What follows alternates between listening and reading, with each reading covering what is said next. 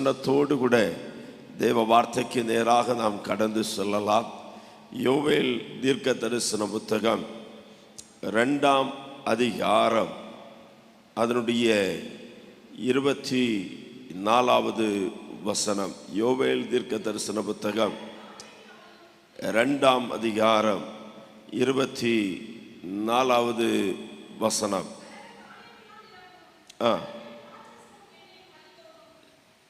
வாசிங்க, தொடர்ந்து வாசிங்க.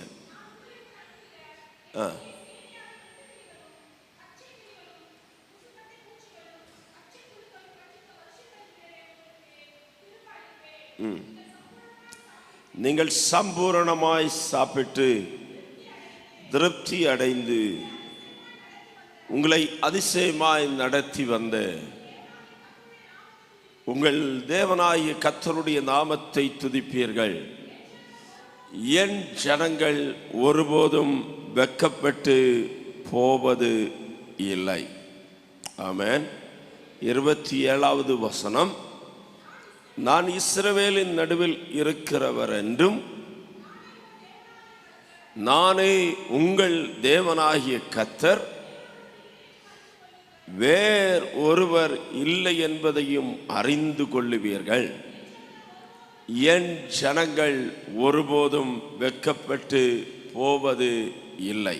அல்லேலூயா. காலவேளையில் ஆண்டவர் நமக்கு தருகிற வார்த்தை, நீங்கள் வெட்கப்பட்டு போவது இல்லை. பக்கத்தில் இருக்கிறவங்கள பார்த்து சந்தோஷமா சொல்லுங்களே, நீங்க வெட்கப்பட்டு போவது இல்லை. அல்லேலூயா. சங்கீதம் 34 ஆமென் அழகான ஒரு வார்த்தை இருக்கிறது. அவர்கள் ஆமென் கர்த்தருடைய முகத்தை என்ன செய்தார்களாம்? நோக்கி பார்த்தார்கள். அவங்களுடைய முகங்கள் என்ன செய்யல? பிரகாசித்தது. அவர்கள் வெட்கப்பட்டு போகவில்லை.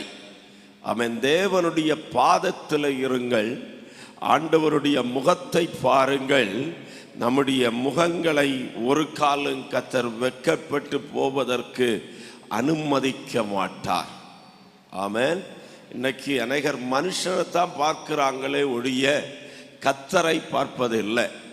இனி சில சூழ்நிலைமைகளை பார்க்கிறார்களே தவிர ஆண்டவரை பார்ப்பதில்லை. இனி சிலர் மெடிக்கல் ரிப்போர்ட்டுகளை எல்லாம் நம்புறாங்க, ஆனால் கர்த்தரை நம்புவது இல்லை. அன்பான தேவ பிள்ளையே, இந்த காலை நேரத்தில் திட்டமாய் தீர்க்க தரிசனமாய் ஆண்டவர் சொல்லுகிறார், மெடிக்கல் ரிப்போர்ட்டுகளை கர்த்தர் தோற்று போக பண்ணுவார். ஆமென். ஆண்டவருடைய வல்லமை நமக்கு அற்புதத்தை கொண்டு வரும். அல்லேலூயா. மனுஷன் சொன்ன வார்த்தைகளை கர்த்தர் மாற்றுவார், தேவனுடைய வார்த்தை மாறுவது இல்லை. அல்லேலூயா. சிலர் பேசாமல் இருந்தால் சிலருடைய முகம் வாடிரும். சிலரை எதிர்பார்த்து போவாங்க, அவங்களிடத்திலிருந்து நன்மை வராத போது முகங்கள் வாடி போகிறது. ஆனால் சங்கீதக்காரர் சொல்றாரு, அவர்கள் அவரை நோக்கி பார்த்து பிரகாசம் அடைந்தார்கள், அவருடைய முகங்கள் வெட்கப்படவில்லை. வேத புத்தகத்திலே 66 புத்தகங்களை கர்த்தர் தந்திருக்கிறார். அப்படிதானா? எத்தனை புத்தகம்? 66.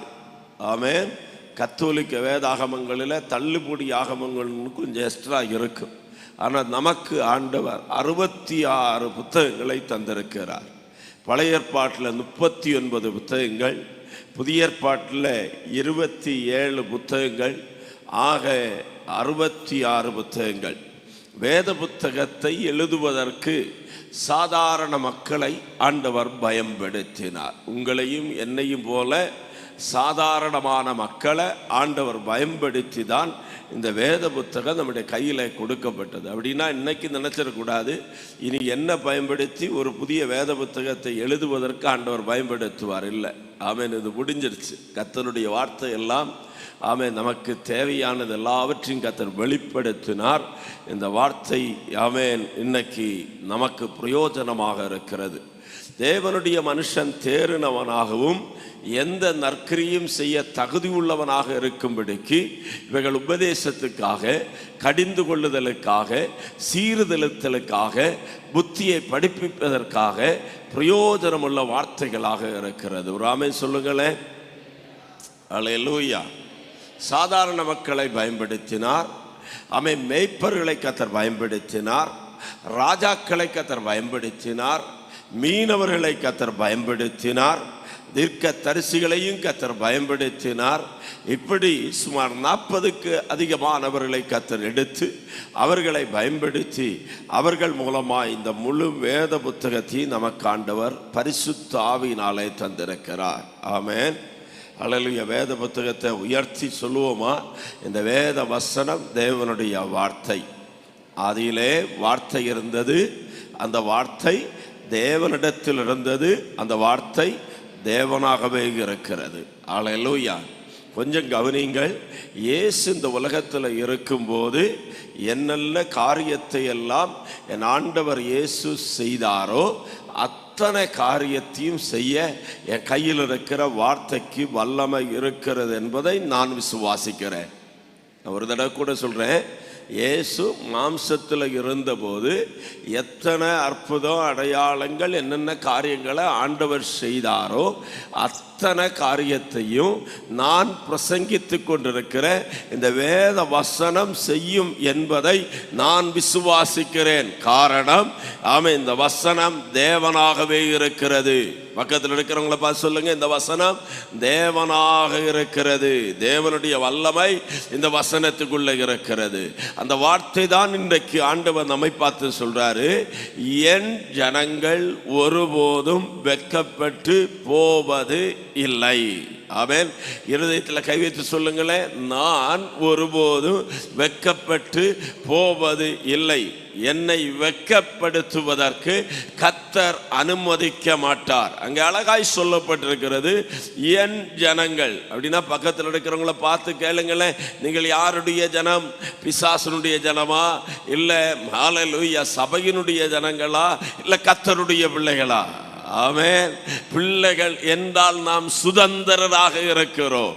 வாக்கு தத்தத்தின்படி தேவனுடைய சுதந்திரர்களாக கர்த்தர் நம்மை கொண்டு வந்து வைத்திருக்கிறார். ஹல்லேலூயா.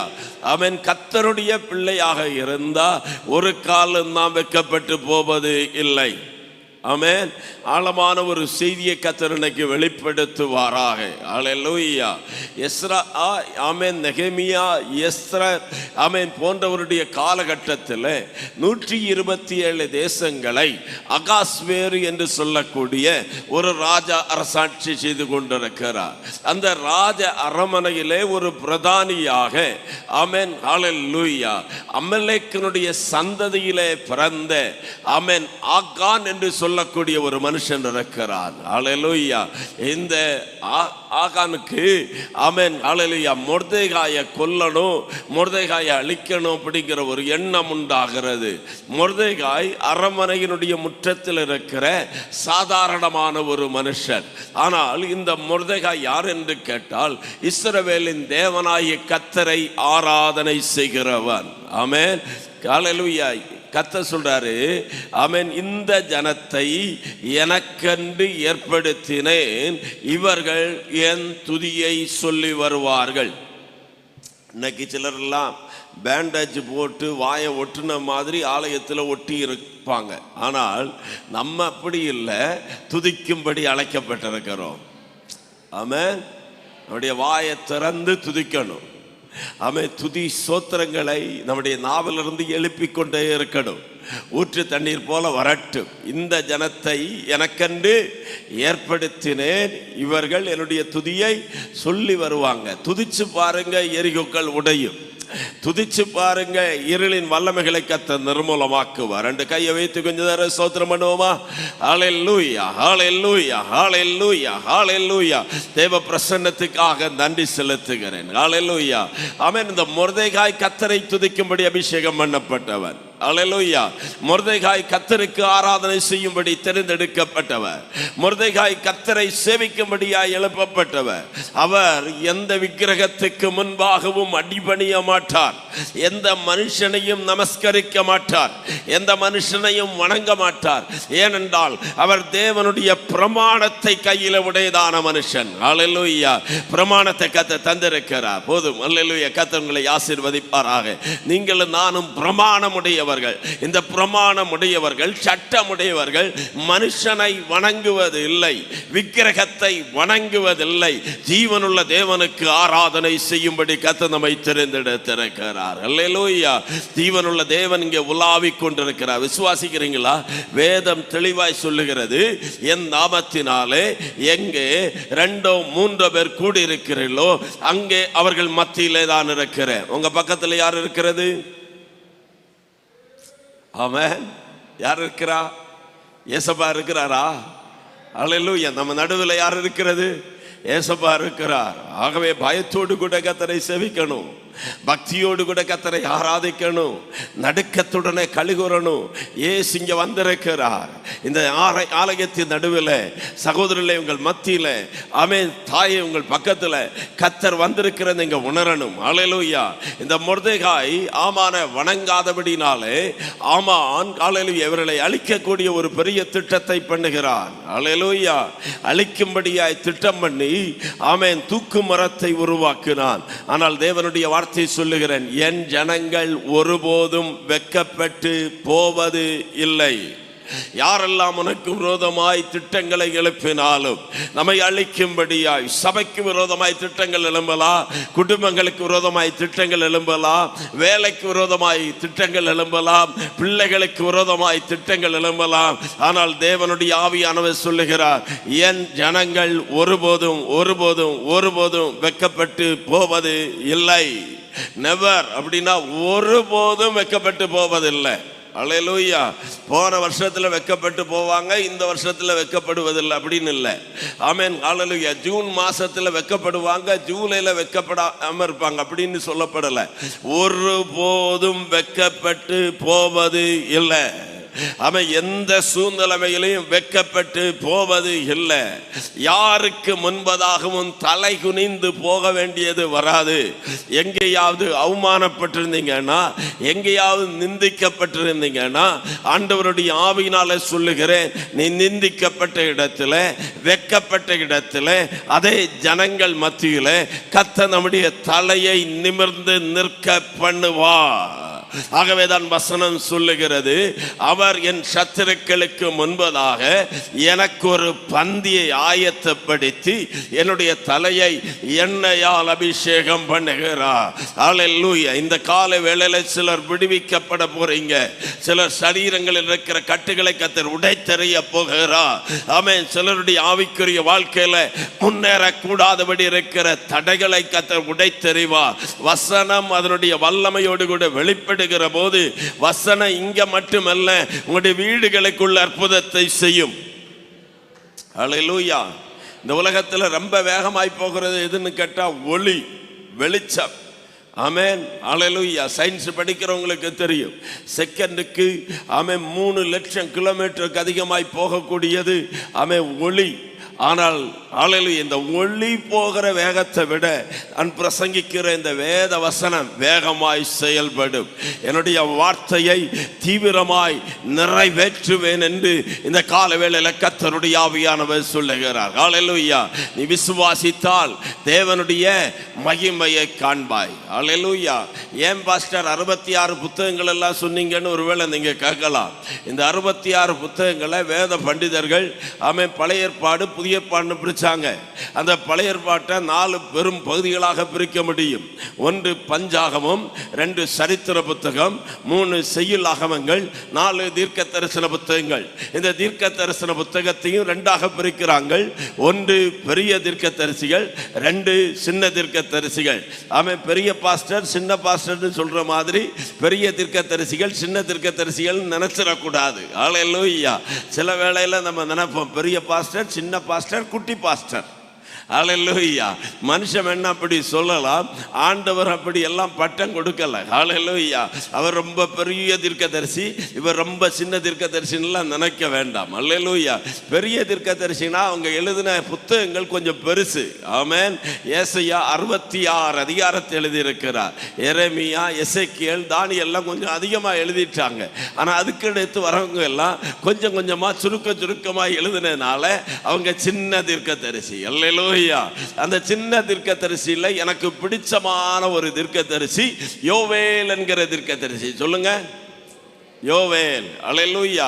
ஏன் அவர் பிடிக்கும்னு சொன்னா, ஆமென், அவர் ஒரு பெந்தெக்கோஸ்தே தீர்க்கதரிசி. அல்லேலூயா. அவர் பரிசுத்த ஆவியானவர் அதிகமாய் வலியுறுத்துகிற தீர்க்கதரிசி. யோவேல் 2:28 சொல்லுகிறது, கடைசி நாட்கள்ல மாம்சமான யாவர் மேலும் என்னுடைய ஆவியை ஊற்றுவேன். அல்லேலூயா. தாய்மாரை கொஞ்சம் எதிர்பார்க்கணும், என் பிள்ளைகளின் மேல கர்த்தருடைய ஆவியானவர் வெளிப்படணும். ஆமென். தாய்மார் நல்ல வார்த்தைகளை பேசுகிறவர்களாக இருந்தால், தாய்மார் கெட்ட வார்த்தை இல்லை, அவன் பொறாமையின் வார்த்தை இல்லை, பரிசுத்த ஆவியினால் நிறையப்பட்ட வார்த்தைகளை பேசுகிறவர்களாக இருந்தால், நான் நம்புகிறேன் உடைய வயிற்றில் இருக்கிற பிள்ளையே ஆவியினால நிரப்பப்படும். ஒரு எலிசபெத்தை சந்திக்க மலை நாட்டிலே ஆமென் மரியாள் வந்தாள். மரியாள் வந்து ஆமென் இயேசுவை சுமந்து கொண்டு வந்த மரியாள் வாழ்த்தின செய்தியை எலிசபெத்தினுடைய காதுல விழுந்தவுடனே வயிற்றுக்குள்ள இருந்த குழந்தை களிப்பாய் துள்ளிற்று. பக்கத்தில் இருக்கிறவங்களை பார்த்து சொல்லுங்க, எங்க போய் பேசினாலும் இயேசுவை சுமந்து கொண்டு பேசுங்க. அநேகர் மேல பரிசுத்த ஆவியானுடைய வல்லமை இறங்கும். அல்லேலூயா. பரிசுத்த ஆவியானுடைய வல்லமை இறங்கும். இங்க சின்ன பிள்ளைங்க சிலர் இருக்கிறீங்க, ஆவியினாலே சொல்லுகிறேன், இந்த குழந்தைகள் பிறந்தது நிமித்தமாய் உங்களுக்கு சந்தோஷத்தை கத்த தருவாராக. பிள்ளைகளின் மேல தேவனுடைய ஆவியானவர் இறங்கி வருவாராக. பிள்ளைகளை கொண்டு கர்த்தர் அசாதாரணமான காரியத்தை செய்கிற சரித்திர புருஷர்களாக தேசத்தில் இந்த சிறு பிள்ளைகளை கர்த்தர் எடுத்து பயன்படுத்துவாராக. எத்தனை பேர் விசுவாசிக்கிறீங்க? கையை தட்டி ஒரு ஆமென் சொல்லுவீங்களா? அல்லேலூயா. அல்லேலூயா. Thank you Jesus. ஆனால் இந்த யோவேல் தன்னுடைய தீர்க்க தரிசனத்தை ஆரம்பிக்கும் போது ரொம்ப சாதகமான நிலை கிடையாது. ஆமென். யோவேல் புத்தகத்திலிருந்து 3 செய்தியை முதலாவது சொல்லுகிறேன். ஒன்று, தேவனிடத்துக்கு திரும்புங்கள். சொல்லுங்க, எங்க திரும்பணும்? தேவனிடத்துக்கு. கொஞ்சம் சத்தமா, கொஞ்சம் கூட சத்தமா. யார் பக்கம் திரும்பணும்? அப்ப தேவனை விட்டு எங்கேயோ ஜனம் என்ன செஞ்சு தூரமாய் போயிருக்கிறது. ஆகவேதான் ஆண்டவர் யோவேலை அனுப்பி சொல்லுகிறார், நீங்கள் தேவனிடமாய் திரும்புங்கள். ஆமென். 2, தேவ வசனத்திடமாய் திரும்புங்கள். சொல்லுங்க, தேவ வசனத்திடமாய் திரும்புங்கள். அல்லேலூயா. 3, ஆதியிலே நாம் கொண்டிருந்த அனுபவங்களுக்கு நேராக திரும்ப வேண்டும். ஆமென். 1, தேவனிடமாய் திரும்புங்கள். 2, தேவ வசனத்திடமாய் திரும்புங்கள். 3, ஆதியில் கொண்டிருந்த அனுபவங்களுக்கு நேராக திரும்பணும். அல்லேலூயா. தேசத்தினுடைய நிலைமையை கொஞ்சம் இங்க பார்த்தால், தேசம் ரொம்ப போராட்டத்துக்குள்ள இருக்கிறது. ஆமென். அல்லேலூயா. இஸ்ரவேல் தேசத்தை குறித்து நாம் ஆராய்ந்து பார்த்தால், ஆண்டவர் சொன்னாரு, அது பாலும் தேனும் ஓடுகிற தேசம், வானத்தின் தண்ணீரை உறிஞ்சி குடிக்கிற தேசம். அல்லேலூயா. நம்மையும் கர்த்தர் ஒரு தேசமாக பார்க்கிறார். ஆமென். இருதயத்தில் கவி சொல்லுங்க, நான் கர்த்தருடைய தோட்டம். ஆமென். என் குடும்பம் கர்த்தருடைய தோட்டம், என் சபை கர்த்தருடைய தோட்டம். இது பாலும் தேனும் ஓடிக்கொண்டிருக்கிற தேசமா இருக்கணும். பக்கத்தில் கொஞ்சம் பார்த்து பாருங்களேன், பாலும் தேனும் ஓடுதா இல்லை காஞ்சு போய் கருவாடு மாதிரி இருக்கா? ஆவிக்குரிய நிலைமைகள் எப்படி இருக்கிறது? முன்னே நான் பண்டிகை ஆசரிக்கிற ஜனங்களோடு கூட கூட்டத்தின் களிப்பும் ஆடல் பாடல் துதியின் சத்தத்தோடு கூட தேவனுடைய ஆலயத்துக்கு போய் வருவேனே. இவைகளை நான் நினைக்கும் போது என்னுடைய உள்ளம் எனக்குள்ள என்ன செய்கிறதா? தேங்குகிறது. என் ஆத்துமாவே, நீ ஏன் கலங்குகிறாய்? இன்னைக்கு அந்த ரட்சிப்பின் சந்தோஷத்தை நாம் இழந்திருந்தோம்னா கர்த்தருடைய ஆவியானவர் திரும்ப தரட்டும். ஆமென். நம்முடைய ஜெபங்கள் கேட்கப்படவில்லை என்று சொன்னால் நாம் தேவனிடத்துக்கு திரும்ப வரணும். நம்முடைய முயற்சிகளுக்கு ஆவிக்குரிய ஒரு பதிலை நாம் பார்க்காமல் இருக்கிறோம் என்று சொன்னால் நாம் தேவனிடத்துக்கு திரும்ப வரணும். அல்லேலூயா. ஏன் தீர்க்கதரிசியை கர்த்தர் ஒரு சபைக்கு அனுப்பணும்? ஏன் தீர்க்கதரிசியை ஒரு தேசத்துக்கு அனுப்பணும்? ஏன் தீர்க்கதரிசியை கர்த்தர் ஒரு குடும்பத்துக்கு அனுப்பணும்? அல்லேலூயா. இன்னைக்கு பல பொய் தீர்க்க தரிசனங்கள் இருக்கிறது, பொய் தீர்க்க தரிசிகள் இருக்கிறாங்க. கள்ள தீர்க்க தரிசிகளுக்கு எச்சரிக்கையாக இருங்கள் என்று சொல்லி வேதம் எச்சரிக்கிறது. அதே நேரத்தில் தீர்க்க தரிசன அபிஷேகம் உடையவர்கள் ஆமென் வேதத்தில் நாட்களில் இருந்தார்கள். இன்றைக்கு கர்த்தர் வச்சிருக்கிறார். 3 பேரை கர்த்தர் அபிஷேகம் பண்ணினார். 1 ராஜா, 2 ஆசாரியன், 3 தீர்க்கதரிசி. தீர்க்கதரிசிய ஒரு தேசத்துக்கு கர்த்தர் எழுப்புகிறார்னா ஒரே ஒரு நோக்கம்தான், ஜனங்களை தேவனிடமாய் திருப்புவதற்காக. அல்லேலூயா.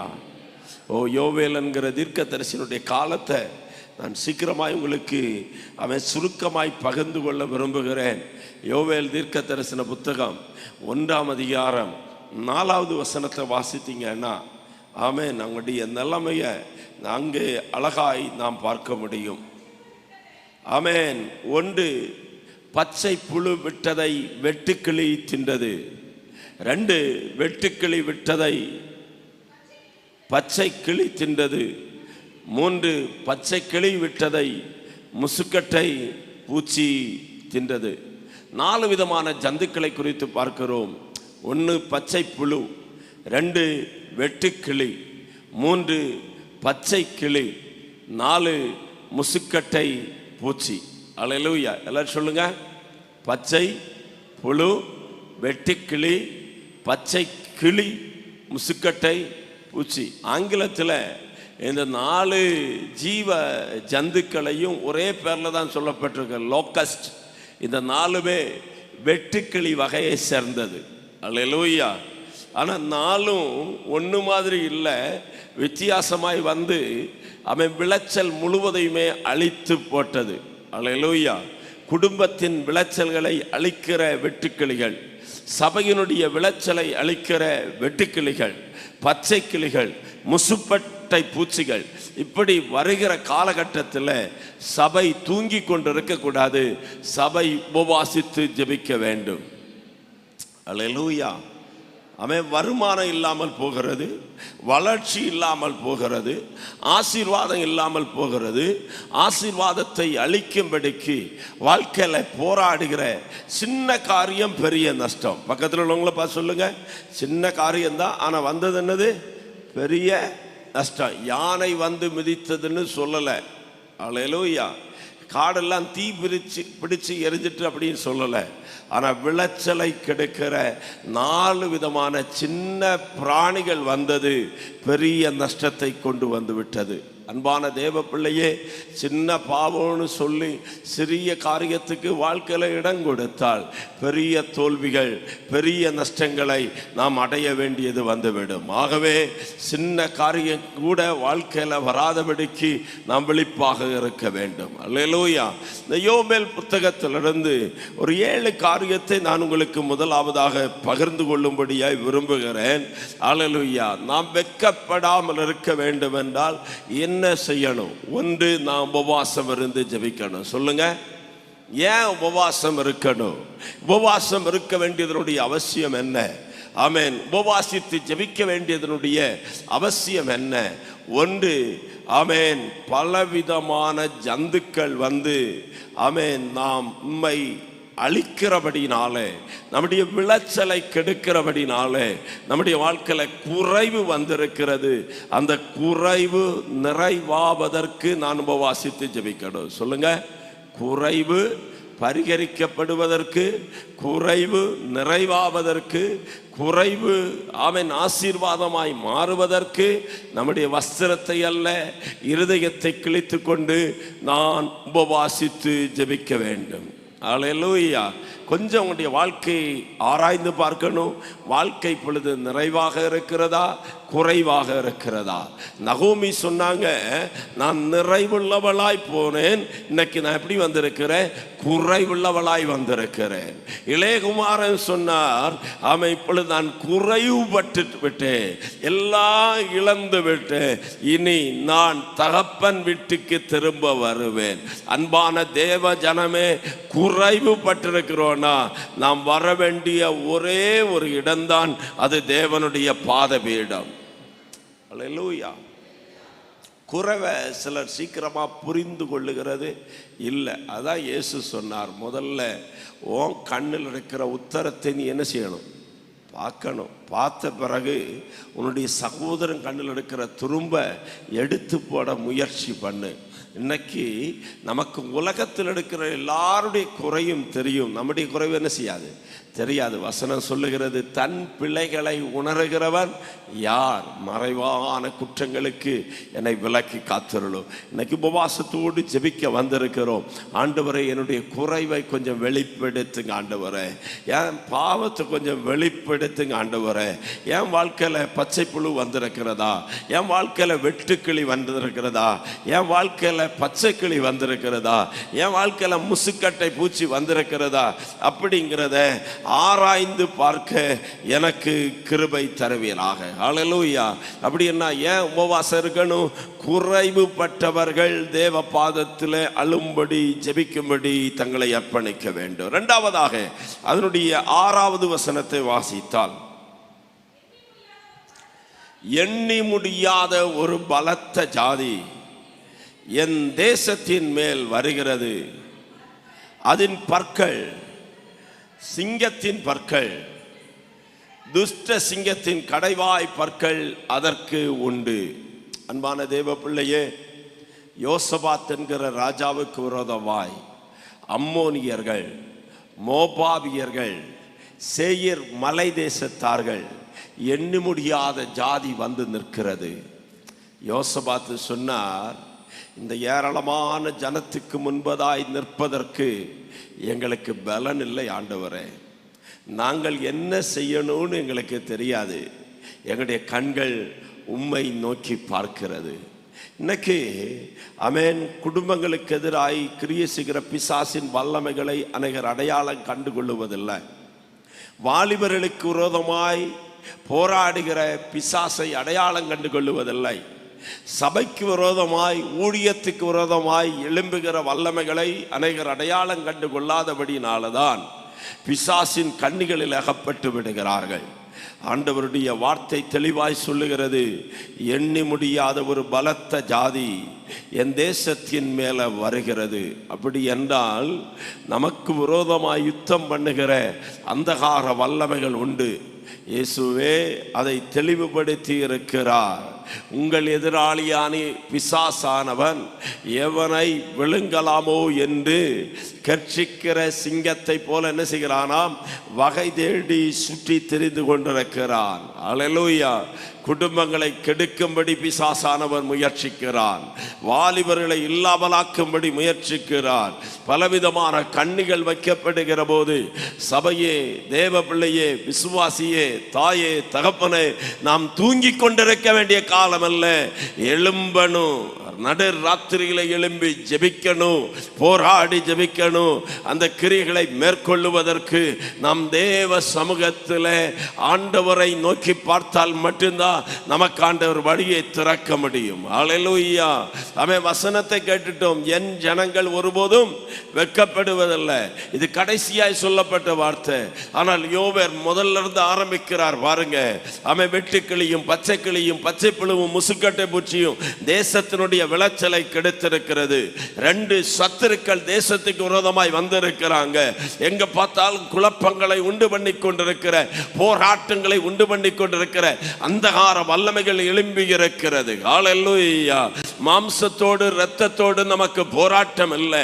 துரைத்தனங்களோடும் அதிகாரங்களோடும் வான மண்டலங்களில் உள்ள பொல்லாத ஆவிகளுடைய சேனைகளும் இப்பிரபஞ்சத்தின் அந்தகார லோகாதிபதிகளோடும் நமக்கு போராட்டம் உண்டு. ஹல்லேலூயா. ஆமான்கள் எழும்புவார்கள், அந்தகார வல்லமைகள் எழும்பு, அம்மோனியர்கள் எழும்புவார்கள், மோபாபியர்கள் எழும்புவார்கள், அல்லேலூயா, அமலேக்கியர்கள் எழும்புவார்கள், மீதியானிய கூட்டங்கள் எழும்பும், பார்வோனுடைய சேனைகள் எழும்பும். இவைகளை ஆமென் அல்லேலூயா மேற்கொள்ளுவதற்கு படிப்பினால முடியாது, அனுபவத்தினால முடியாது, திறமையினால முடியாது. உன்னதமான தேவனுடைய ஆவியானுடைய பலத்தினால முடியும். ஆண்டவருடைய சமூகத்தில் உபவாசிக்கிறவர்கள், ஜெபிக்கிறவர்கள் சத்துருவை மேற்கொள்ளுகிறவர்களாய் மாறுவாங்க. எத்தனை பேருக்கு புரியுது? நான் சொல்ற செய்தி உங்களுக்கு புரியுதா? கர்த்தர் உங்களோடு பேசுவாராக. அல்லேலூயா. சுற்றிலும் எழும்பி நிற்கிற அந்தகாரத்தின் வல்லமைகளை நிர்மூலமாக்குவதற்கு தேவனுடைய ஆவியானுடைய பலன் நமக்கு தேவை. ஆமென். யோவேல் தீர்க்கதரிசி இதை அடையாளப்படுத்தி கொண்டிருக்கிறார். ஒன்று, குறை உண்டாயிருக்கிறது. 2, பெரிய சேனைகள் எழும்பி வந்திருக்கிறது. ஆமென். நம்முடைய கண்ணை கத்த திறக்கணும். எலிசா காலகட்டத்தில் சீரியருடைய படை எலிசாவை பிடிக்கும்படி வந்திருக்கிறாங்க. ஏன் வந்தாங்க தெரியுமா? எலிசா சீரியர்கள் போடுகிற ரகசிய திட்டத்தை எல்லாம் ஆமென் இஸ்ரவேலின் ராஜாவுக்கு அறிவித்து கொடுப்பார். இதை பார்த்த உடனே அவன் சொல்றான், நமக்குள்ள யாரோ ஒரு உளவாளி இருக்கிறாரு, அவர் போய் எல்லா செய்தியும் என்ன செய்துட்டான் சொல்லிடுறான். அப்பொழுது அங்க இருந்த ஒருவன் சொன்னான், அப்படி அல்ல ராஜாவே, இஸ்ரவேல்ல ஒரு தீர்க்கதரிசி இருக்கிறார். அந்த தீர்க்கதரிசி நம்ம பள்ளி அறைக்குள்ள பேசுகிற ரகசியத்தையே வெளிப்படுத்திடுவார். அன்பான தேவ பிள்ளையை ஜெபிக்கிற தேவ பிள்ளைகள் இருந்தா பிசாசனுடைய திட்டங்களை கர்த்தர் நமக்கு வெளிப்படுத்திடுவார். குடும்பத்துக்கு எதிராக செய்யப்படுகிற பிசாசனுடைய திட்டங்களை கர்த்தர் வெளிப்படுத்துவார்.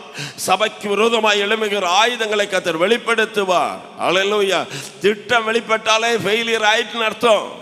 அவன் போட்ட திட்டம் வெளிப்படையாகிவிட்டது, ரகசியங்கள் வெளிப்படையாயிட்டுனா திட்டம் ஃபெயிலியர் ஆயிட்டுன்னு அர்த்தம். இந்த கால வேளையில தீர்க்க தரிசனமாய் சொல்லுகிற குடும்பங்களுக்கு விரோதமாய் எழும்புகிற ஆயுதங்களை கர்த்தர் வெளிப்படுத்துவாராக. மறைவான ரகசிய கண்ணிகளை கர்த்தர் ஜெபிக்கிற பிள்ளைகளுக்கு வெளிப்படுத்தி தருவாராக. அல்லேலூயா. சில வெளிப்பாடுகளை கர்த்தர் தரட்டும், சில சொப்பனங்களை கர்த்தர் தரட்டும். ரகசியமாய் எழும்புகிற கிரைகளை கர்த்தர் வெளியரங்கமான கோலமாக்கி சிலுவையிலே ஆணியடித்து அவைகளின் மேல வெற்றி சிறந்த ஆண்டவர் சிலதை வெளிப்படுத்தி தருவாராக. அல்லேலூயா. என் பிள்ளையினுடைய திருமணம் நடக்கல, என் குழந்தை படிக்க மாட்டேங்கிறது, என் வீட்டு வேலை ஆரம்பிச்சு முடியல, ஏன் சபையில் ஆத்துமாக்கள் வரவில்லை, ஏன் நன்மை அனுபவிக்க முடியவில்லை, ஏன் ஜெபத்துக்கு பதில் கிடைக்கவில்லை, ரகசியங்களை கர்த்தர் வெளிப்படுத்தி தருவாராக. ஹல்லேலூயா, ஹல்லேலூயா. ஓ ஹல்லேலூயா. சீரியருடைய ராணுவம் வந்துவிட்டது எலிசாவை பிடிக்கிறதுக்கு. ஆனால் எலிசா பார்த்தால் ஆமென் மலையை சுற்றிலும் அக்கினிமயமான ரதங்களும் குதிரைகளுமாய் நிரப்பப்பட்டிருக்கிறது. இந்த கால வேளையிலே எத்தனை பேருடைய ஆவிக்குரிய கண்களை கர்த்தர் திறக்க வேண்டும் என்று சொல்லி நீங்க விரும்புகிறீர்கள்? ஓ எலிசா ஜெபம் பண்றாரு, வேலைக்காரன் வந்து சொல்றான், ஆமென் ஹல்லேலூயா, நம்மை சுற்றிலும் சீரியருடைய ராணுவங்கள் வந்து நிற்கிறாங்க. சிலருக்கு சத்துருக்களை மட்டும்தான் தெரியும், ஆனால் கண் திறக்கப்பட்டவனுக்கு நம்மை சுற்றிலும் இருக்கிற இயேசு கிறிஸ்துவினுடைய தூதர்களை, தேவனுடைய ராணுவத்தை, சேனைகளின் கர்த்தருடைய ராணுவத்தை, அக்கினிமயமான குதிரைகளை, ரதங்களை பார்க்க முடியும். அல்லேலூயா. நாவிலே சந்தோஷப்படுகிறேன். தேவ பிள்ளை தீர்க்க தரிசனமாக ஒரு வார்த்தையை சொல்லுகிறேன். நீங்கள் இதுவரைக்கும் பாதுகாப்பாக இருப்பது, நீங்கள் இதுவரைக்கும் விடுதலையோடு கூட ஆராதிப்பது ஏதோ மனுஷனுடைய பாதுகாப்பினால் அல்ல, ஏதோ உலகத்தினுடைய அதிகாரிகளுடைய பாதுகாப்பினால் அல்ல. இதுவரைக்கும் இந்த சபை இந்த இடத்துல நிற்பது ஏதோ உன்னதர்கள் உங்களுக்கு உதவி செய்தபடியினால் அல்ல. தனித்து நிற்கிற உங்களை, ஆமென், கேட்பாரற்று கிடக்கிற உங்களை, பராமரிப்பு இல்லாமல் இருக்கிற உங்களை, திக்கற்ற பிள்ளைகளை, விதவைகளை ஆதரிக்கிற கர்த்தர் உங்களோடு கூட இருந்து பறந்து காக்கிற பட்சிகளை போல அவர் பாதுகாத்து கொண்டிருக்கிறார் என்பதை இந்த கால வேளையில மறந்து போக வேண்டாம். ஓ உன்னை சுற்றிலுமாக அக்கினிமயமான ரதங்களை, குதிரைகளை கர்த்தர் கட்டளையிட்டிருக்கிறார். ஆமென் ஹல்லேலூயா. சத்துரு உனக்கு விரோதமாய் எழும்பும் போது ஜெப அறையில முழங்கால் படியிட்டு ஜெபம் பண்ணி பாருங்கள். சத்துரு எதிரே வரும்போது உபவாசித்து ஜெபம் பண்ணி பாருங்க. ஆமென். அவர்களோடு கூட இருக்கிறவர்களை காட்டிலும் நம்மோடு கூட இருக்கிறவர்கள் அதிகம். அல்லேலூயா. மூணாவது, ஒன்று குறை வரும்போது ஜெபம் பண்ணும், 2 சத்துரு வரும்போது ஜெபம் பண்ணும், மூன்றாவதாக அல்லேலூயா யோவேல் தீர்க்க தரிசன புத்தகம் 1ஆம் அதிகாரம் 9வது வசனம், போஜன பலியும் பான பலியும் கர்த்தருடைய ஆலயத்தை விட்டு அற்று போயின கர்த்தரின் ஊழியக்காரராகிய ஆசாரியர்கள் துக்கிக்கிறார்கள். அல்லேலூயா.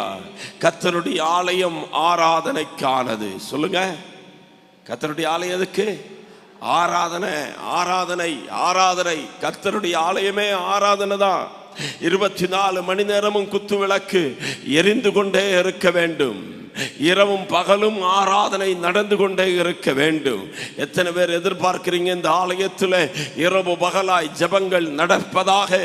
இரவு பகலாய் ஆராதிக்கிறவர்கள் இந்த ஆலயத்தில் கர்த்தர் எழுப்புவாராக. இரவு பகலாய் ஜெபிக்கிற கூட்டங்களை கர்த்தர் எழுப்புவாராக. 24 மணி நேரங்களிலும் மாறி மாறி வந்து ஜெபிக்கிறவர்களை கர்த்தர் எழுப்புவாராக. ஆமென். கேட்கவே இல்லை. அல்லேலூயா. எப்படி நடக்கும்னு நினைக்கிறீங்களா? அல்லேலூயா. ஆண்டவர் செய்ய நினைத்ததை யாராலும் தடுக்க முடியாது. அல்லேலூயா. நான் ராத்திரி இந்த மேல் மாடியிலெல்லாம் போய் பார்த்தேன். அழகா கட்டப்பட்டிருக்கிறது. அழகா ஒவ்வொரு இந்தியாவினுடைய மேப்பு, உலகத்தினுடைய மேப்பு, தமிழ்நாட்டினுடைய மேப்பெல்லாம் வச்சு ஜெப அனல் அந்த இடத்தில் நடக்கிறது. அல்லேலூயா. அது வெறுமையாக இருக்கக்கூடாது, சும்மா இருக்கக்கூடாது, காலியா இருக்கக்கூடாது. அந்த இடத்துல வந்து போராடி ஜெபிக்கிற ஜெப வீரர்கள் எழும்பணும்.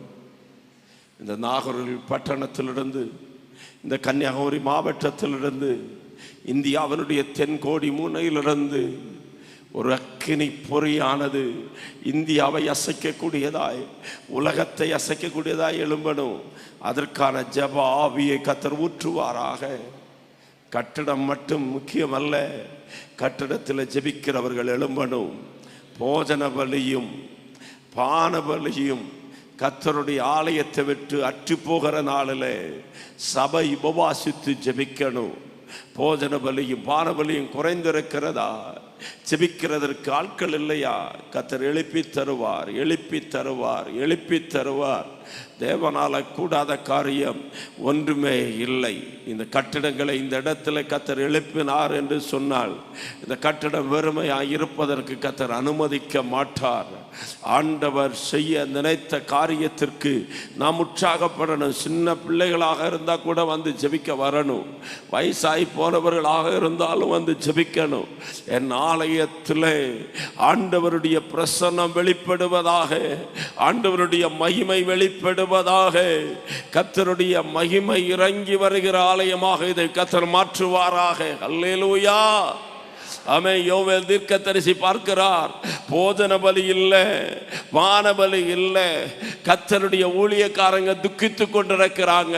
ஜெபம் இல்லையே, ஆராதனை இல்லையே, ஆத்துமாக்கள் இல்லையே, தேவ பிரசன்னம் இல்லையேன்னு சொல்லி துக்கித்து கொண்டிருக்கிற போது யோவேல் சொல்றாரு, இல்ல, நீங்களுடைய வஸ்திரத்தை அல்ல, இருதயத்தை கிழித்து கொண்டு இரட்டுடத்தினவர்களாய் சாம்பல் உட்கார்ந்து ஆமென் பரிசுத்த உபவாச நாளை நியமியுங்கள்.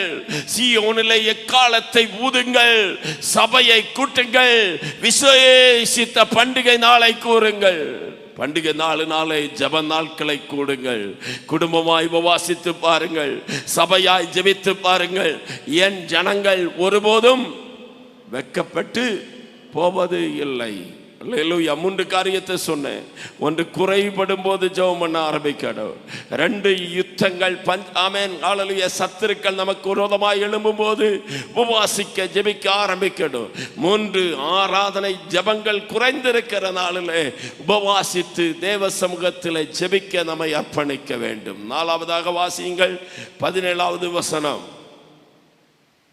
யோவேல் 1:17. விதையானது மண் கட்டுகளின் கீழ் மக்கி போயிற்று, பயிர் தீர்ந்து போனதினால் பண்டக சாலைகள் பாழாகி களஞ்சியங்கள் இடிந்து போயின. அல்லேலூயா. ஒரு காலகட்டத்தில் விதைப்பு இருந்தது, அறுப்பு இருந்தது. ஆனால் இன்னைக்கு விதைப்பு இருக்கிறது, அறுவடை இல்லை. அப்படிதானா? வசனம் என்ன செய்யப்படுகிறது? விதைக்கப்படுகிறது. ஆமென். தேவ பிள்ளைகளே, ஈசாக்கு தேசத்தில் விதைத்தார். கர்த்தர் அந்த வருடத்தில் அவனை ஆசீர்வதித்தபடினால எவ்வளோ பலன் பெற்றாரா?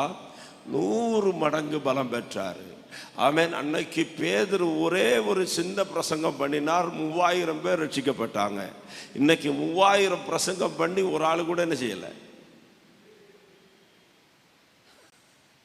ஆமென். இன்னைக்கு 3000 பிரசங்கத்துக்கு ஒரு ஆள் கூட ரட்சிக்கப்படலை. அன்னைக்கு ஒரு பிரசங்கத்துக்கு 3000 பேர் ரட்சிக்கப்பட்டாங்க. அந்த நிலைமை மாற வேண்டும் என்றால் விதையானது மண் கட்டிகளின் மேலே கிடக்கிறது. விதை கிடக்குது, எங்கெங்கேயோ கிடக்குது. ஆமென், அல்லேலூயா. இந்த சபை ஆரம்பிக்கப்பட்டு எத்தனை வருஷம் ஆச்சுன்னு எனக்கு தெரியலை. இத்தனை வருஷங்களிலும் விதைக்கப்பட்ட வார்த்தைகள் எங்கெங்கேயோ கிடக்குது, ஏதோ மண்ணுக்குள்ள கிடக்கிறது. இந்த மண்ணுக்குள்ள கிடக்கிற விதைகள் முளைத்து எழும்பணும். கர்த்தருடைய வார்த்தை சொல்லுகிறது, என் வார்த்தை வெறுமையாய் என்னிடத்துக்கு திரும்புவது இல்லை. விசுவாசிக்கீங்களா? இந்த ஆலயத்தில் பிரசங்கம் பண்ணப்பட்ட ஒரு வேத வசனம் கூட வெறுமையாய் திரும்புவது இல்லை. அது ஆண்டவர் என்ன நோக்கத்துக்காக அனுப்பினாரோ அதை செய்யும். காலம் மாறினாலும் நாட்கள் மாறினாலும் அதை செய்யும். யோபின் புத்தகத்தில் ஒரு அருமையான வார்த்தை இருக்கிறது. ஆமென். மரம் ஆனாலும் அதுக்கு ஒரு நம்பிக்கை உண்டாம். என்னது? மரம் வெட்டப்பட்டு அதனுடைய ஆமென் அல்லேலூயா தடி, அதனுடைய வேர்கள் மங்கி போனா கூட தண்ணி அதுக்கு மேலே படும்போது அது திரும்ப முளைத்து வரும் என்கிற ஒரு நம்பிக்கை உண்டு என்றால், நான் பிரசங்கிக்கிற இந்த தேவனுடைய வார்த்தை வல்லமையானது. அந்த வார்த்தை எந்த இடத்துல கிடந்தாலும் அது முளைத்து வரும். அல்லேலூயா. 2 கையை உயர்த்தி சொல்லுங்க. இந்த சபையிலே பிரசங்கிக்கப்பட்ட வார்த்தைகள் எல்லாம் வெறுமையாய் வருவதில்ல, பலனை கொண்டு வரும். விதைக்கிறவனுக்கு விதையும் புசிக்கிறவனுக்கு ஆகாரத்தையும் கொடுக்கிறது எப்படியோ அப்படியே என்னுடைய வாயிலிருந்து புறப்பட்டு வருகிற என்னுடைய வார்த்தைகளும் இருக்கும் என்று பரிசுத்த ஆவியானவர் சொல்லுகிறார். அல்லேலூயா. அப்படி என்றால் குறைவுபடும் போது ஜெபிக்கணும். 2 சத்துரு சூழ்ந்திருக்கும் போது ஜெபிக்கணும். 3 ஆராதனை இல்லாமல் போன போது ஜெபிக்கணும். 4 விதைகள் பலம் தராம மண் கட்டைக்குள்ளே கிடக்கிற போது உபவாசித்து ஜெபிக்கணும். 5 18வது வசனம்,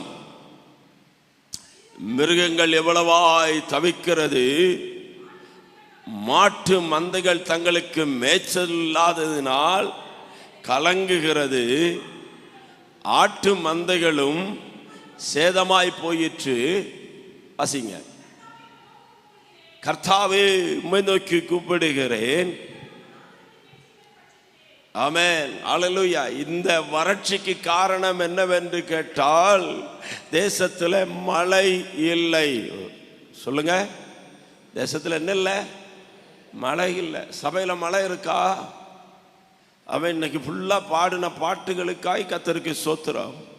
அருமையான பாடல்கள். அல்லேலூயா. நிரப்புங்கப்பா, ஊற்று கண்களை திராய்ங்க ஆண்டவரே. நதியாய் பெருகணும். நதியில தண்ணி வரணும்னா மழை பெய்யணும். ஏன் விதைகள் மண் கட்டைகளுக்குள்ளே கிடக்கிறது? இந்த விதைகளின் மேல மழை பெய்யல. மழை பெய்யும் போது இந்த விதையை அது அழிக்கும். இந்த விதைக்குள்ள ஜீவனை கொண்டு வரும். அந்த ஜீவன் முளைத்து எழும்பும். மிருக ஜீவன்களுக்கு ஆகாரம் இல்லாமல் போக காரணம் என்ன? ஒரு மழை பெய்யணும். ஆமென். எத்தனை பேர் வாஞ்சிக்கிறீங்க, என் வாழ்க்கையில் ஒரு மழை பெய்யணும், என் சபையில் ஒரு மழை பெய்யணும்? மழை இல்லாதபடியினால 3.5 ஆண்டுகள் வானம் அடைக்கப்பட்ட போது எலியா தீர்க்கதரிசி நம்மை போல சாதாரண மனுஷன் என்று வேதம் சொல்லுகிறது. நம்மை போல பாடுள்ள மனுஷன். ஆனா ஒரு கர்ப்பவதியினுடைய வயிற்றுக்குள்ளே ஒரு குழந்தை எவ்விதமாக இருக்கிறதோ அது போல தன்னுடைய முகம் முழங்காலில் பட குனிந்து தேவ சமூகத்திலே ஜெபிக்க ஆரம்பித்தார். ஒரு தடவை ஜெபம் பண்ணாரு. ஆமென். அடையாளம் தெரியல. 2 தடவை ஜெபம் பண்ணாரு, பதில் கிடைக்கல. 3 தடவை ஜெபம் பண்ணாரு, பதிலை காணோம். 4 தடவை ஜெபம் பண்ணாரு, பதிலை காணோம். ஒரு வார்த்தை சொன்ன போதே வானம் அடைக்கப்பட்டது. ஒரு வார்த்தை சொன்ன போதே ஆமென் செத்தவன் உயிரோடு கூட எழும்பினான். ஒரு வார்த்தை சொன்ன போதே சாரிபாத்தில் அற்புதம் நடந்தது. ஆனா இந்த மனுஷன் 5 தடவை ஜெபம் பண்ணாரு, 6 தடவை ஜெபம் பண்ணாரு. ஒரு வார்த்தை சொன்ன போதே வானத்திலிருந்து அக்கினி வந்தது. ஆனால் இந்த தேவ மனுஷன் 6வது தடவை ஜெபம் பண்றாரு, 7வது தடவை ஜெபம் பண்றாரு. என்ன கேட்கிற தேவ பிள்ளையே, ஜெபித்து பலன் இல்லைன்னு நினைச்சு ஜெபத்தை நிறுத்திடக்கூடாது. ஜெபித்து பதில் வரவில்லை என்று சொல்லி ஜெபத்தை நிறுத்திடக்கூடாது. ஜெபித்து அற்புதத்தை காணவில்லை என்று சொல்லி ஜெபத்தை நிறுத்திடக்கூடாது. பதிலை பெற்றுக் கொள்ளுகிற வரைக்கும் ஜெபிக்கணும். அற்புதத்தை காணும் வரைக்கும் ஜெபிக்கணும். மழை பெய்யும் வரைக்கும் ஜெபம் பண்ணும். சபையில ஒரு எழுப்புதலுடைய மழையை கர்த்தர் பெய்ய பண்ணுவார். நிச்சயமாக முடிவு உண்டு. உன்னுடைய நம்பிக்கை வீண் போகாது. கல்லுகளினாலே ஆபிரகாமுக்கு பிள்ளைகளை உண்டு பண்ண என் தேவன் வல்லமையுடையவராக இருக்கிறார். மறுபடியும் சொல்றேன், தேவன் பொய் சொல்ல மனுஷன் அல்ல, மனமாற மனுபுத்திரன் அல்ல. அவர் சொன்ன வார்த்தையை நிறைவேற்றுவார். நீங்க எங்க இருந்து இந்த செய்தியை கேட்டுக்கொண்டிருந்தாலும் சரிதான், உங்களுடைய வாழ்க்கையில கர்த்தர் அற்புதத்தை செய்யும்படியா இறங்கி வருவார். ஜெபியுங்கள் தேவ பிள்ளையே, உபவாசித்து ஜெபம் பண்ணுங்க. ஒரு மலையை கர்த்தர் அனுப்புவார். ஜெபிக்கிற எலியாவினுடைய காதுகள் ஒரு பெரும் மலையினுடைய இரைச்சலை கர்த்தர் கேட்க பண்ணினார். ஜெபிக்கிற எலியாவுக்கு கர்த்தர் ஒரு அடையாளத்தை கொடுத்தார். ஒரு உள்ளங்கையளவு மேகம் எழும்பினது. நான் நம்புகிறேன் இந்த எழுப்புதல் கூட்டத்தினுடைய இந்த பகற்காலத்தில் ஒரு கையளவு மேகத்தை இந்த ஆலயத்துக்காய் கர்த்தர் எழுப்ப பண்ணுகிறார். அந்த ஆமென் கையளவு மேகம் போதும் ஒரு பெரும் மலையை கொண்டு வரும். விதைகளை அது முளைக்க பண்ணும், சத்துருக்களை அது சிதறடிக்க பண்ணும். வெட்டுக்களை பச்சைக்கிளியும் பச்சை புழுவும் முசுக்கட்டை பூச்சியும் பச்சித்து போட்ட வருஷத்தினுடைய விளைச்சலை கர்த்தர் திரும்ப தருகிற ஒரு காலத்தை உங்களுக்கு தருவார். எத்தனை பேர் விசுவாசிக்கிறீங்க? ஹல்லேலூயா. தேவன் செய்ய நினைத்ததை யாராலும் தடுக்க முடியாது. ஜெபிக்கும்படியாய் வஸ்திரத்தை அல்ல இருதயத்தை கிழித்துக் கொண்டு தேவனிடத்துக்கு திரும்பும்படியாய் ஆமென் தீர்மானம் பண்ணணும். ஹல்லேலூயா. 7வதாக களஞ்சியங்கள் வெறுமையாக கிடக்கிற போது ஜெபிக்க ஆரம்பிக்கணும். மறுபடியும் சொல்றேன், குறைவுள்ள போது ஜெபியுங்கள். 2 சத்துருக்கள் சூழ்ந்திருக்கிற போது ஜெபியுங்கள். 3 ஆராதனைகள் அற்று போன போது ஜெபம் பண்ணுங்க. 4 ஹல்லேலூயா ஆமென் ஸ்தோத்திரம். விதை பலன் தராத போது என்ன செய்யணும்? ஜெபிக்கணும். 5வதாக ஹல்லேலூயா மழை இல்லாத போது ஜெபிக்கணும். 6வதாக களஞ்சியங்கள் சூனியமாய் பாழாய் கிடக்கிற போது ஜெபிக்கணும். யோவேல் தட்டி எழுப்புகிறார்.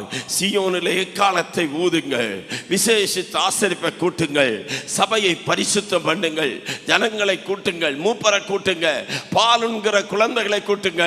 சபை உபவாசித்து ஜெபிக்கணும். ஹல்லேலூயா. எழுப்புதலுக்கு அஸ்திபாரமே உபவாச ஜெபம். பக்கத்தில் இருக்கிறவங்க கையோடு சொல்லுங்க, எழுப்புதலுக்கு அஸ்திபாரமே உபவாச ஜெபம். உபவாசம்னா என்ன? உப பிளஸ் வாசம்.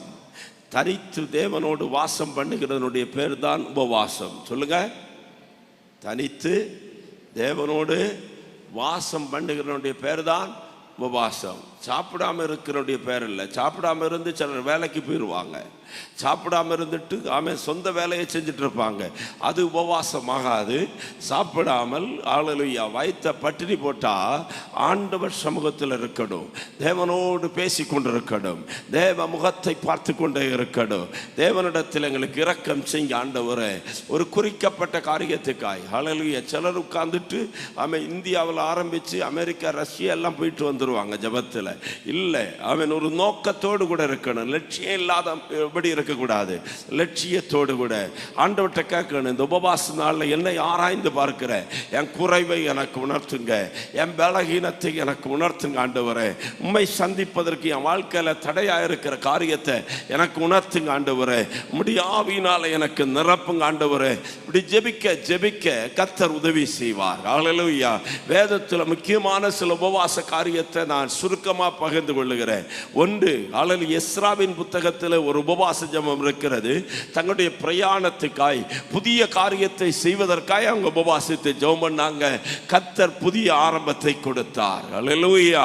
நம்முடைய வழிப்பயணங்கள், நம்முடைய திருமணங்கள், நம்முடைய பிள்ளைகளுடைய வாழ்க்கைகள், நம்முடைய ஊழியத்தில் புதிய ஆரம்பங்கள் உண்டாகும் போது ஜெபம் பண்ணி பாருங்க, நல்ல ஒரு அற்புதத்தை கர்த்தர் செய்வார். அல்லேலூயா. இயேசு அவன் உபவாசத்தோடு தன்னுடைய ஊழியத்தை ஆரம்பித்தார். அந்த ஊழியம் ஆசீர்வாதமாக இருந்தது. பவுல் உபவாசத்தோடு தன்னுடைய ஊழியத்தை ஆரம்பித்தார். அவருடைய ஊழியம் வெற்றியாக இருந்தது. ஒரு வெற்றியுள்ள வாழ்க்கையின் ஆரம்பம் உபவாசத்தில் இருக்கட்டும், உபவாசத்தில் முடியட்டும். அல்லேலூயா. சத்துருக்கள் சூழ்ந்து நிற்கிறாங்க. மொர்தெகாய்க்கு விரோதமாய் மட்டுமல்ல, முழு யூதருக்கு விரோதமாய் சத்துருக்கள் எழும்பி நிற்கிறாங்க. சபை உபவாசித்து ஜெபித்தது. காரியத்தை கத்த மாறுதலாய் முடியப்படினார். குடும்பங்கள் ஜெபம் பண்ணட்டும், சபை ஜெபம் பண்ணட்டும், காரியத்தை கத்த மாறுதலாய் முடிய பண்ணுவாராக. அல்லேலூயா. யோனா காலகட்டத்தில் தேவ கோபம் நினிவே பட்டணத்துக்கு விரோதமாக இருந்தது. தேவ கோபம் மாறும்படியாய் உபவாசித்தார்கள், ஜெபம் பண்ணினார்கள். தேவன் மனஸ்தாபப்பட்டார். தேவ கோபம் மாற்றப்பட்டது. அல்லேலூயா. அல்லேலூயா. ஜெபம் காலதாமதமாய் கொண்டிருக்கிறது. தானியேலுடைய காலகட்டத்தில் வாரமண்டலத்தில் கிரியை செய்கிற பொல்லாத ஆவிகள் அதை அழிக்கும்படியாய் தானியேல் உபவாசித்து ஜெபம் பண்ணினார். கர்த்தர் பதிலை சீக்கிரமாய் வெளிப்படுத்தினார். உபவாசித்து ஜெபம் பண்ணி பாருங்க, உங்களுக்கு வர வேண்டிய நன்மைகள் சீக்கிரமாய் வரும். கால தாமதமாய் கொண்டிருக்கிற ப்ரமோஷன்கள் சீக்கிரமாய் வரும். கால தாமதமான சில காரியங்களில் கர்த்தர் அற்புதங்களை கர்த்தர் செய்வார். அல்லேலூயா. நெகேமியா ஜெபம் பண்ணினார், இடிந்தவைகள் கட்டப்பட்டது. இந்த கால வேளையில் தீர்க்க தரிசனமாய் ஆண்டவர்களோடு கூட பேசிக் கொண்டிருக்கிறார். உபவாசித்து ஜெபம் பண்ணுங்க, இடிந்த அலங்கத்தை கட்டி எழுப்புவா. 52 நாளைக்குள்ள இடிந்து போனவைகளை கட்ட கர்த்தர் உதவி செய்தார்னா, குடும்ப வாழ்க்கை இடிந்து கிடக்கிறது, படிப்பு இடிந்து கிடக்கிறது, சபை இடிந்து கிடக்கிறது, ஆராதனைகள் இடிந்து கிடக்கிறது, வாழ்க்கையில வருமானங்கள் இடிந்து கிடக்கிறது, சில உறவுகள் இடிந்து கிடக்கிறது, தெய்வீக தொடர்புகள் இடிந்து கிடக்கிறது. ஜெபித்து பாருங்கள். குறிக்கப்பட்ட நாளில் எழுந்து கட்டுவோம் வாருங்கள் என்று சொல்லி ஜனங்களுடைய மனதை கத்த திறப்புவா. இடிந்த குடும்பங்களை கத்த